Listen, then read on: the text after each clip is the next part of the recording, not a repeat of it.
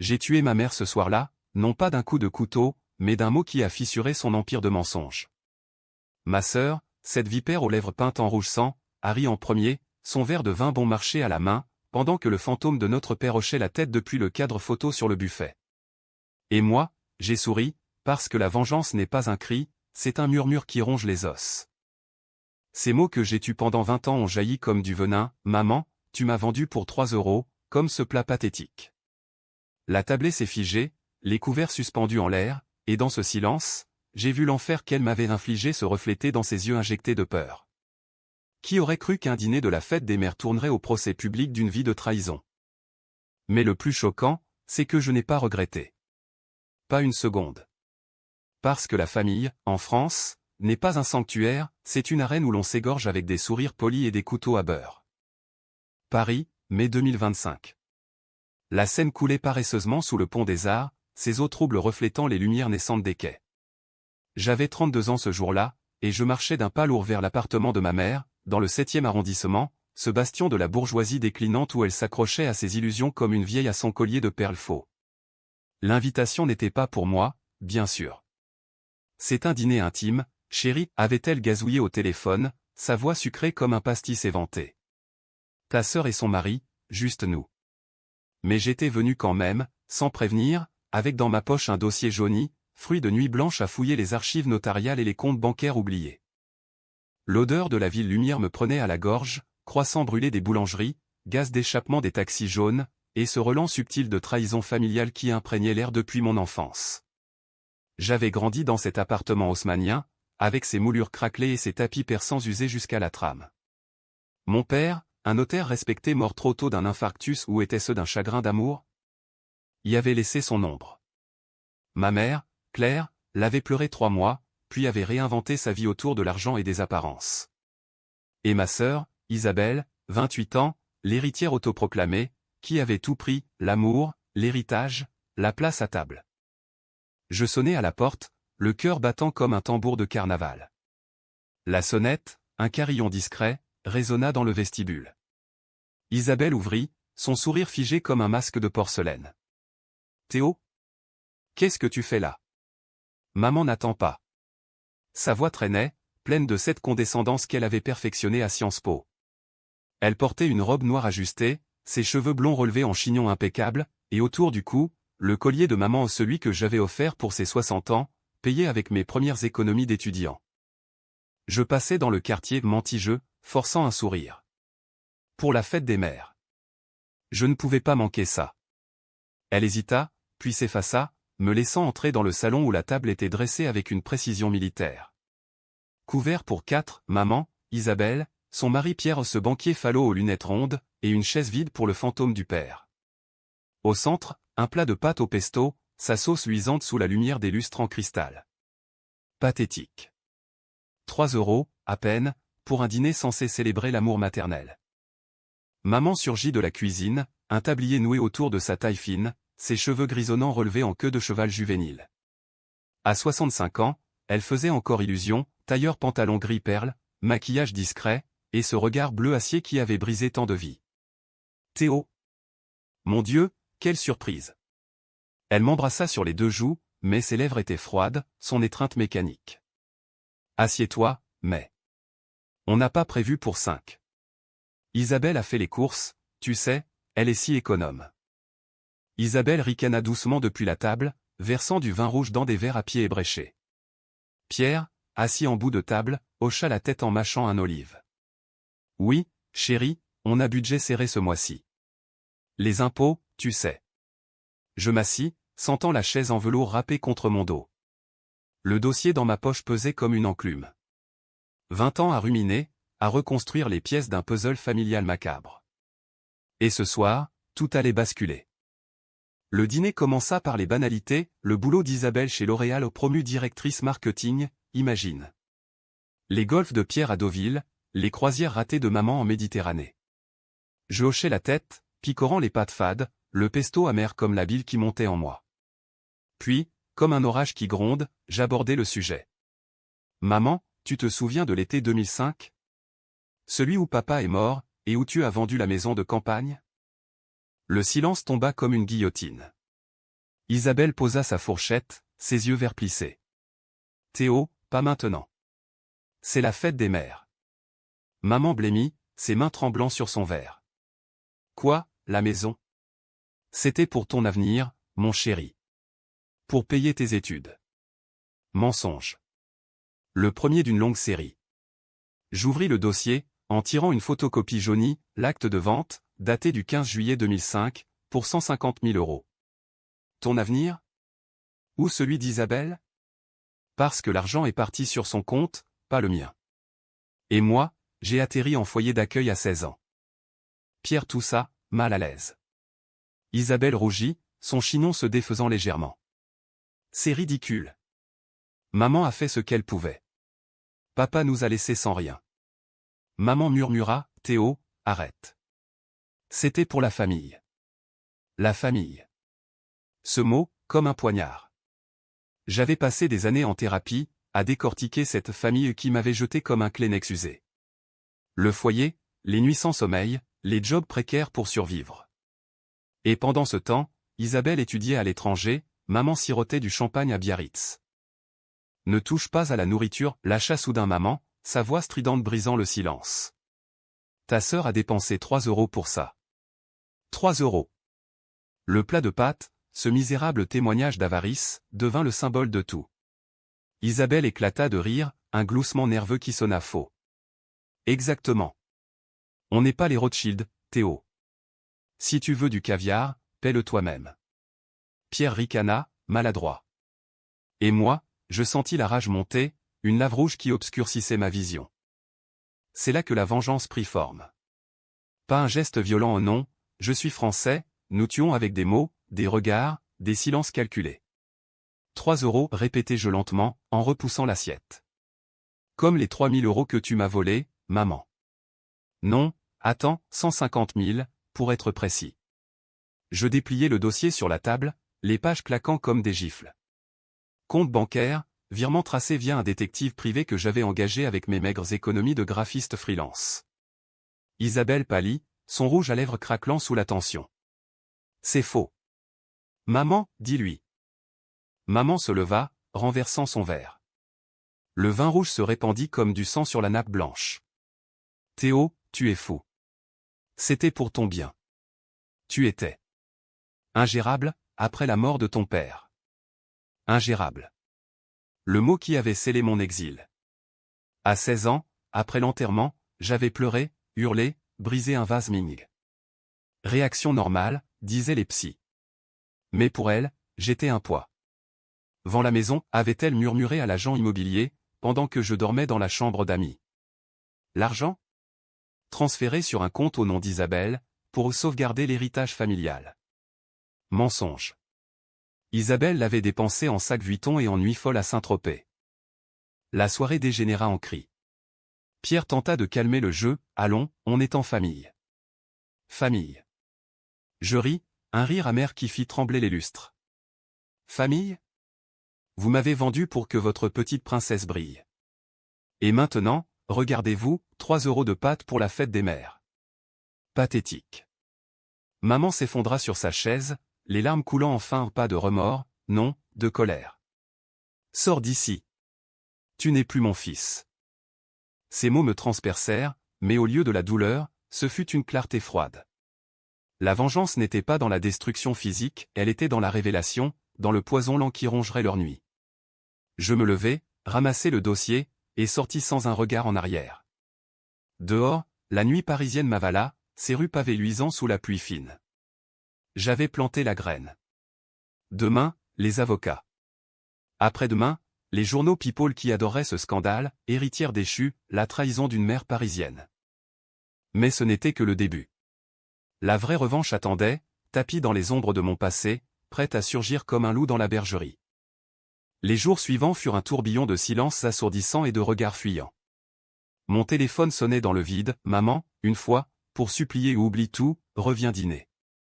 Isabelle, 3 messages vocaux venimeux, tu vas regretter, Théo. Tu n'as aucune preuve. Pierre, muet comme une carpe. Je l'ai laissé mariner, retranché dans mon studio exigu du 18e, près de Montmartre, où l'odeur de peinture à l'huile se mêlait à celle du café froid. J'étais graphiste, un métier qui me permettait de dessiner des illusions pour les autres aux pubs pour parfum, affiches pour théâtre tout en traquant la mienne. La nuit, les souvenirs me hantaient. L'été 2005, la maison de campagne en Normandie, avec ses rosiers sauvages et son étang où papa m'apprenait à pêcher. Un jour, fiston, ce sera à toi, murmurait-il, sa pipe fumant dans l'air salin. Il était mort le 14 juillet, foudroyé par la douleur lors d'une fête nationale arrosée. Crise cardiaque, disaient les médecins. Mais je savais, c'était maman. Leur dispute, ses infidélités chuchotées avec l'associé du cabinet notarial. Isabelle, alors 12 ans, avait pleuré sur son épaule, moi, 16, j'avais vu la vérité dans ses yeux, soulagement. Le lendemain de l'enterrement, elle avait vendu. Pas pour mes études, j'entrais en prépa littéraire au lycée Louis-le-Grand, mais pour sauvegarder la famille. J'avais découvert ça 2 ans plus tôt, lors d'une recherche généalogique anodine pour un client. Un clic sur un site d'archives publiques, et boum, le nom de famille, la date, le montant. 150 000 € versés sur un compte bloqué au nom d'Isabelle, pour protection patrimoniale. Protection contre quoi? Contre moi, l'héritier mâle, jugé trop instable. Tu étais si sensible, m'avait-elle dit plus tard, lors d'une de nos rares réconciliations forcées. Sensible. Euphémisme pour faible, dans son dictionnaire impitoyable. Je décidai de frapper plus fort. Le lundi, je contactai Maître Duval, un avocat pénaliste du 8e, spécialisé dans les successions frauduleuses. Cheveux blancs impeccables, costume sur mesure, il m'écouta dans son bureau lambrissé, fumant un cigare cubain malgré l'interdiction. C'est du vol pur et simple, monsieur Lemoine. Votre mère a contourné la loi sur les donations indirectes. Avec ces preuves, on peut réclamer non seulement l'héritage, mais des dommages et intérêts pour abandon moral. Abandon moral. Les mots sonnaient comme une sentence. Il évoqua 200 000 €, plus les intérêts composés sur 20 ans. Une fortune pour elle, une justice pour moi. Mais l'argent n'était pas le but. C'était la chute. Je voulais voir maman ramper, Isabelle mendier, Pierre fuir comme un rat. Le soir même, je postais anonymement sur un forum de généalogie parisien, histoire vraie, mère vend maison familiale après décès père, exil enfant en foyer pour favoriser sœur. Preuves disponibles. Les réponses affluèrent, indignation, conseils légaux, invitation à témoigner. Bientôt, un journaliste de Le Monde contacta l'adresse jetable que j'avais fournie. C'est croustillant pour notre rubrique société. Anonyme? Je refusai l'anonymat. Publiez mon nom. Que Paris sache. L'article sortit le jeudi, l'héritage empoisonné, un fils déshérité par sa propre mère. Photo de l'appartement haussmannien, flouté mais reconnaissable. Citation de moi, elle m'a vendu pour que ma sœur brille. 3 € de pâtes pour la fête des mères? C'est tout ce qu'elle vaut maintenant. Le scandale enfla. Réseaux sociaux, buzz sur Twitter ou X, comme on dit désormais, où les fils de famille dysfonctionnels pleuvaient comme confetti. Isabelle m'appela ce soir-là, hystérique. Tu as ruiné ma vie. Mon boss a vu l'article, Pierre veut divorcer. Sa voix, d'habitude si assurée, chevrotait comme un vinyle rayé. C'est toi qui as tout pris, répondis-je calmement, en sirotant un whisky pur malt, un vice hérité de papa. Rends-moi ce qui m'appartient, et peut-être que j'arrêterai. Elle raccrocha, jurant en anglais appris à Oxford. Maman, elle, envoya une lettre manuscrite, arrivée par coursier, mon fils, pardonne-moi. Viens, on réglera ça en privé. Pour papa. Pour papa. Le chantage ultime. Je brûlai la lettre dans l'évier, la flamme dansant comme un diable. Le lendemain, convocation chez le notaire familial, celui qui avait validé la vente illégale. Un homme bedonnant aux lunettes cerclées d'or, maître Bertrand, qui transpirait dans son fauteuil en cuir. Monsieur Lemoine, votre mère propose un règlement à l'amiable. 100 000 €, et on enterre l'affaire. 100 000. Moitié de ce que je méritais, mais un aveu de culpabilité. J'acceptais, à une condition, une confession écrite, signée, pour le dossier. Et que ça inclut pourquoi? La confession arriva 2 jours plus tard, tapée sur du papier à lettres parfumées à la lavande. Maman y décrivait tout, la peur après la mort de papa, la certitude que j'étais trop comme lui colérique, instable. Isabelle, si douce, si promise à un avenir brillant. Elle avait choisi. pour protéger la famille de moi. Je lus, relus, le papier tremblant dans mes mains. Pas de larmes. Juste une résolution froide, ce n'était pas assez. La vengeance psychologique exigeait plus. Elle devait souffrir comme j'avais souffert seul, face au vide. Ce soir-là, je dînais seul au pied de la butte Montmartre, face au Sacré-Cœur illuminé. Les touristes riaient, amoureux enlacés. Moi, je planifiais le prochain coup, contacter les associés de Pierre, révéler les petits secrets financiers qu'Isabelle m'avait confiés jadis, ivre de vin blanc lors d'un Noël forcé. Un divorce coûte cher, en France. Et maman? Son cercle mondain, c'était entre veuves du 16e, allait la lâcher comme une patate chaude. La lune se leva, pas les vengeresses. J'avais ouvert les vannes. Bientôt, le déluge. L'été s'installa sur Paris comme un amant jaloux, étouffant la ville sous une canicule impitoyable. Les fontaines de la place de la Concorde crachaient de l'eau tiède, et les terrasses des cafés débordaient de Parisiens en sueur, sirotant des demi-pressions. Moi, je transpirais moins que les autres, la rage est un climatiseur naturel. Le chèque de 100 000 € était arrivé, encaissé dans une banque anonyme du 9e. Pas pour le luxe, un costume sur mesure ou un voyage en Toscane, non. Pour l'arsenal de ma revanche, détective, avocat, et un psychologue pour moi, afin de ne pas sombrer dans la folie que je leur infligeais. Isabelle fut la première à craquer. Un après-midi, elle débarqua à mon studio sans prévenir, frappant à la porte comme un tambour de deuil.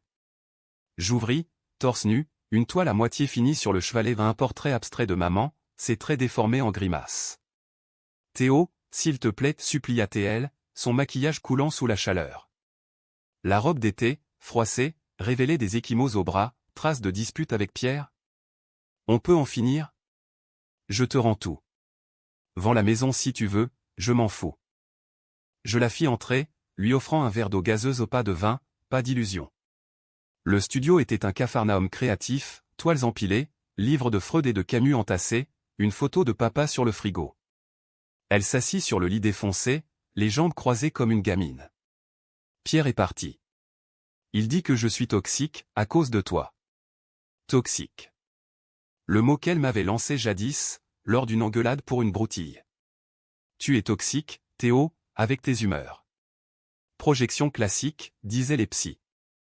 Pourquoi, demandai-je, m'asseyant en face, nos genoux se frôlant. Elle hésita, mordillant sa lèvre habitude d'enfance, quand elle volait des bonbons dans la cuisine. Parce que maman t'a choisi en premier. Non, attends, elle m'a choisi moi, pour compenser. Après papa, elle disait que tu lui rappelais trop ses échecs. Moi, j'étais la poupée parfaite. La poupée. Isabelle, avec ses notes impeccables, ses amis influents, son mariage arrangé. Moi, le rebelle, le sensible, banni pour ne pas ternir l'image. Je sortis la confession de maman, la lui tendant comme un serpent. Elle lut, ses yeux s'écarquillant. Elle a écrit ça?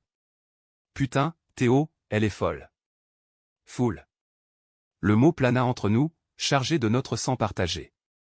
Pour la première fois, je vis la faille, pas de la sœur haïe, mais d'une victime comme moi, modelée par les mains froides de Claire. Aide-moi à la confronter, murmura-t-elle. Alliance improbable. Je hochai la tête. D'accord. Mais pas pour pardonner. Pour la briser. Nous planifiâmes dans la moiteur de l'après-midi, un dîner chez maman, sous prétexte de trêve. La fête des pères approche, proposai-je. Ironie suprême. Elle accepta, les yeux brillants de larmes contenues. Ce soir-là, je fouillai plus profond. Appel à un ex-associé de papa, un vieil oncle par alliance que j'avais délaissé. Ton père soupçonnait Claire d'adultère, confia-t-il au téléphone, sa voix rauque de vieux fumeur. Avec Bertrand, le notaire.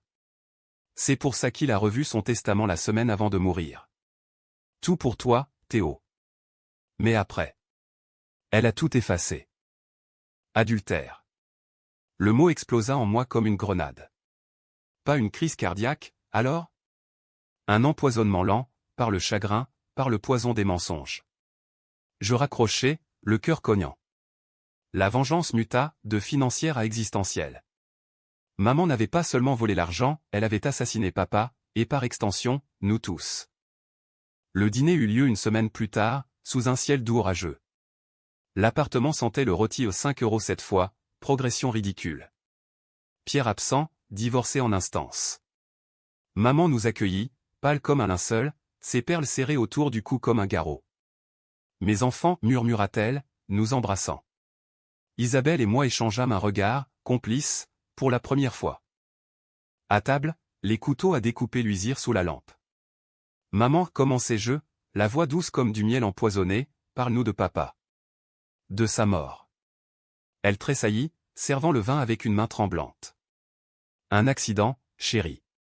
Le stress du travail. Isabelle intervint, sa voix ferme, et Bertrand? L'adultère? Maman lâcha le pichet, le vin éclaboussant le tapis. Comment? C'était rien. Une passade. Passade. Le mot alluma la mèche.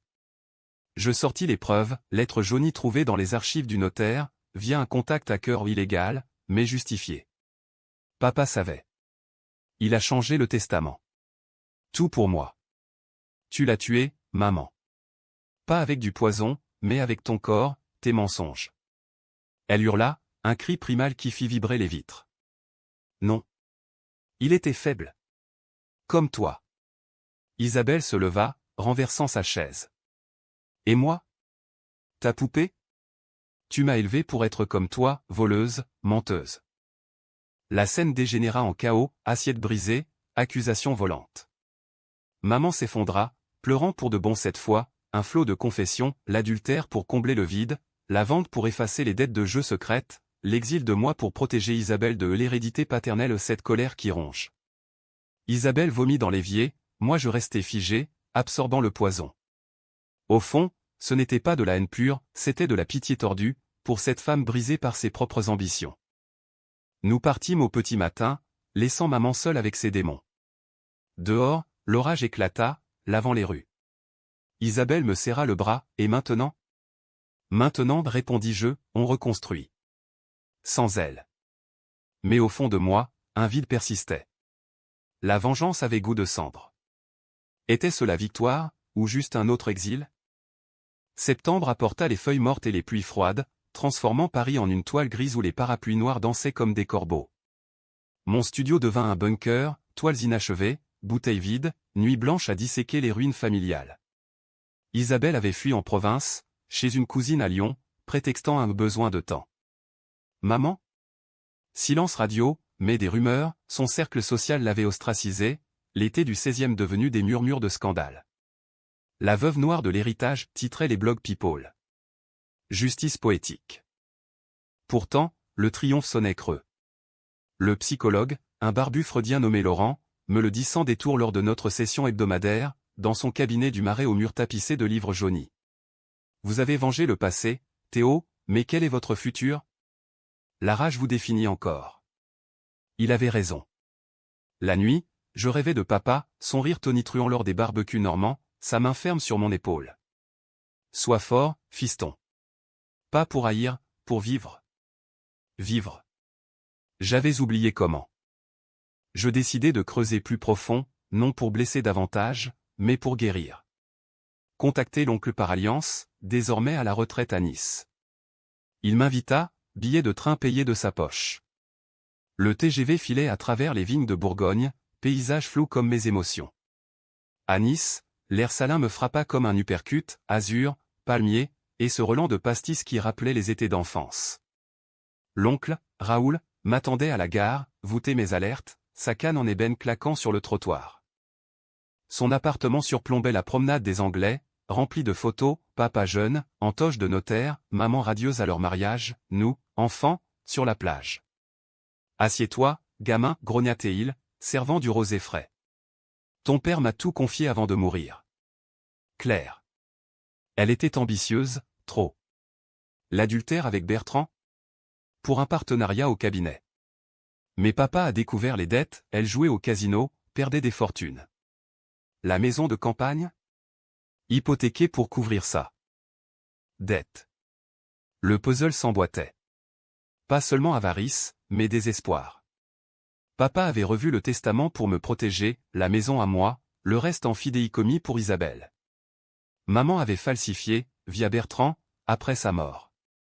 Empoisonnement, demandai-je, la gorge serrée. Raoul secoua la tête. Non. Mais le choc l'a tué. Il t'aimait, Théo. Toi, le fils à son image. Les larmes vinrent enfin, chaudes et libératrices, sur la terrasse face à la mer Méditerranée qui scintillait comme un diamant brisé. De retour à Paris, transformé. Pas pardon, non ça, c'était pour les saints, mais distance. J'appelais Isabelle, reviens. On vend la maison ensemble. Moitié-moitié. Elle accepta, voix brisée mais résolue. Pour maman, un appel unique, je ne te hais plus. Mais je ne reviens pas. Silence, puis un sanglot. Pardonne-moi, Théo. Pas encore, répondis-je. Peut-être un jour. La maison de Normandie fut mise en vente fin octobre. Visite sous la pluie, acheteur londonien cherchant un pied-à-terre rustique. Le prix, 300 000 €, doublé par les années. Moitié pour moi, moitié pour Isabelle, un nouveau départ. Pierre signa les papiers de divorce, empochant une pension ridicule, son boulot? Saboté par des fuites anonymes sur ses irrégularités fiscales, que j'avais orchestrées via un contact. Pas de remords, il avait choisi son camp. Novembre apporta le verdict du tribunal, maman condamnée pour fraude successorale, 50 000 € d'amende plus restitution partielle.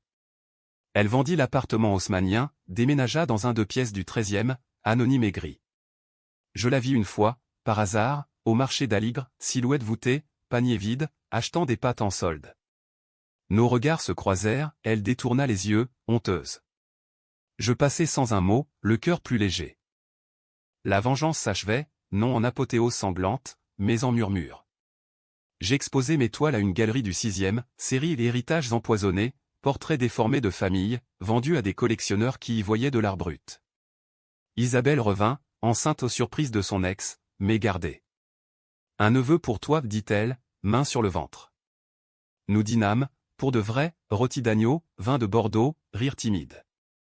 Pourtant, la nuit, le doute rôdait. Étais-je meilleur qu'elle? La rage m'avait modelé, comme elle l'avait fait. Mais vivre, c'était ça, choisir la lumière, même faible. Décembre enveloppa Paris d'un manteau de givre, les lumières de Noël clignotant comme des mensonges festifs sur les Champs-Élysées. J'avais 32 ans et demi, et pour la première fois, je me sentais entier au pas guéri, mais assemblé avec des cicatrices visibles. L'exposition avait cartonné, critique dans le Figaro, acheteuse branchée en fourrure synthétique qui murmurait cathartique. L'argent afflua, suffisant pour un atelier plus grand près de Belleville, où les graffitis multicolores inspiraient une rage créative saine. Isabelle accoucha début janvier, un garçon prénommé Louis comme le grand-père, clin d'œil à papa. Je fus le parrain, tenant le minuscule poing serré lors du baptême à Saint-Sulpice, sous les voûtes gothiques qui absorbaient les murmures de repentance. Maman était là, en retrait, vêtue d'un manteau usé, ses perles remplacées par un simple foulard.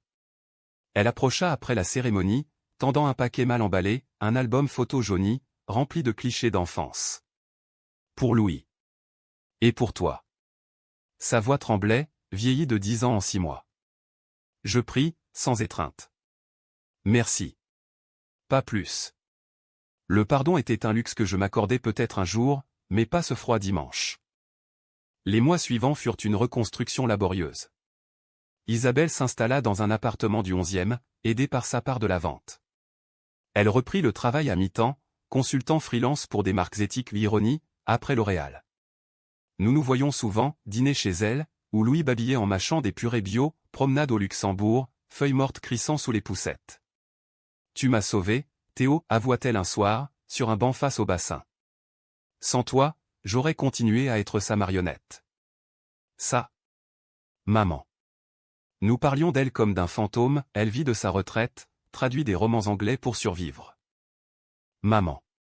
Claire Lemoine, autrefois reine des salons, réduite à une traductrice anonyme dans son 2 pièces humide. J'appris par Raoul, qui l'appelait parfois « dépression », thérapie forcée, d'être restante au casino à habitude non guérie. Bertrand l'avait lâchée, ruinée par un procès parallèle pour complicité.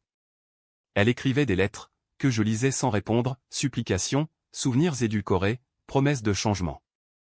Je t'ai aimé, Théo. À ma façon tordue. Amour tordu.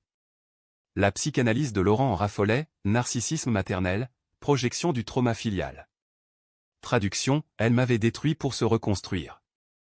Un soir de printemps, je craquai. Appel anonyme à son fixe. C'est moi. Silence, puis un hoquet. Théo? Mon Dieu. Nous parlâmes 2 heures, voix rauque contre oreille froide. Pas de cris, pas de larmes ostentatoires. Juste des faits, ses regrets pour papa, je l'aimais, mais pas assez pour arrêter, pour la maison, peur de la pauvreté, après mon enfance misérable à Lille, pour moi, tu étais fort, trop, je t'ai brisé pour te contrôler. Contrôler. Le mot-clé. Elle avait vu en moi le reflet de ses faiblesses, et l'avait écrasé. Et maintenant, demanda-t-elle. Je vis, répondis-je. Avec Isabelle, Louis. Sans toi, pour l'instant. Elle pleura doucement. Je mérite ça. Fin de la ligne. Je raccrochai, le cœur serré mais pas brisé. La vengeance avait été un scalpel, elle avait excisé la tumeur, laissant une plaie qui cicatrise. L'été 2026 me trouve à changer. Nouvelle exposition, Renaissance, toile lumineuse de famille recomposée, inspiration de Louis, d'Isabelle, même un portrait esquissé de maman, adouci par le temps. Vente record, invitation à des résidences d'artistes en Provence. Isabelle rencontra un prof de philo, stable et gentil, ils se marièrent civilement au bord de la Seine, moi témoin avec Louis sur les genoux. Maman? Elle vint à la noce, silhouette effacée en tailleur beige. Pas d'embrassade, mais un toast discret, à la famille, telle qu'elle renaît.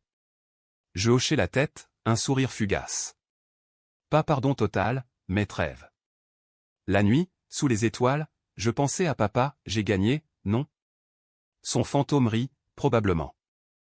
La vie, en France, est un drame lent, trahison, renaissance, et ces dîners où l'on se regarde enfin en face. 3 € de pâtes? Oublié. Le vrai festin, c'est la paix conquise. 2 ans plus tard, automne 2028. Paris avait mué, Jouot d'été laissé pour compte, Seine nettoyée pour les touristes, et moi, à 34 ans, ancré dans une routine qui ressemblait à du bonheur. L'atelier de Belleville bourdonnait, assistant jeune, commande de galeries internationales. Isabelle et son mari, appelons-le Marc, vivaient à Montreuil, Louis grandissant en petit philosophe aux questions incisives, pourquoi grand-mère pleure parfois? Maman. Elle avait pris une chambre de bonne rénovée dans le 20e, traduisait Balzac en anglais pour des Américains, et venait les dimanches pour des gâteaux secs et des silences apaisés. La vraie closure arriva un matin de novembre, brumeux et froid. Appel de Raoul, Claire est à l'hôpital. Cancer du poumon. Faut venir. Je lâchai tout, pinceau, toile, train pour Nice où elle avait été transférée pour soins palliatifs. Isabelle m'accompagna, Louis chez la nounou. Le trajet fut muet, nos mains entrelacées comme en enfant. À l'hôpital, odeur d'antiseptique et de regret. Maman, amaigrie, tubulure au bras, cheveux rasés sous le turban. Théo. Isabelle. Sa voix, un fil ténu. Nous nous assîmes, le temps suspendu. Pas de drame hollywoodien, juste des mots crus. J'ai tout gâché, murmura-t-elle. L'argent, l'amour. Pour fuir ma propre mère, qui m'a battu pour un sou manquant. Héritage de violence, cycle brisé trop tard. Je pris sa main, première fois depuis des lustres. On sait, maintenant. C'est fini. Elle rit faiblement, tout rauque. Ma vengeance à moi? Survivre pour te voir briller. Ironie. Les jours suivants, visite quotidienne, lecture de papa, photo de Louis, même un pardon balbutié. Je t'aime, maman, dis-je un soir, sous les néons blafards.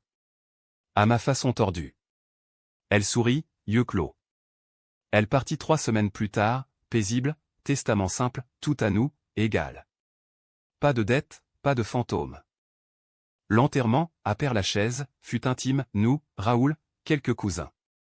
Isabelle pleura, moi, stoïque, jetant une rose sur le cercueil. De retour à Paris, je peignis, fin de Vendetta, une toile immense de table familiale, pâte transfigurée en banquet éternel. Vendue à un musée, légende, la revanche n'est que le prélude au pardon. Aujourd'hui, je dîne avec Isabelle et Louis, Marc au bout de table. 3 €? Une blague. La vraie richesse, c'est rire, c'est regards francs. La vengeance m'a forgé, le temps m'a poli. En France, les drames finissent ainsi, non en explosion, mais en écho doux, comme la scène qui murmure ses secrets au pont. Et si on recommençait? Un plat de pâtes, pour rire. Mais cette fois, avec amour.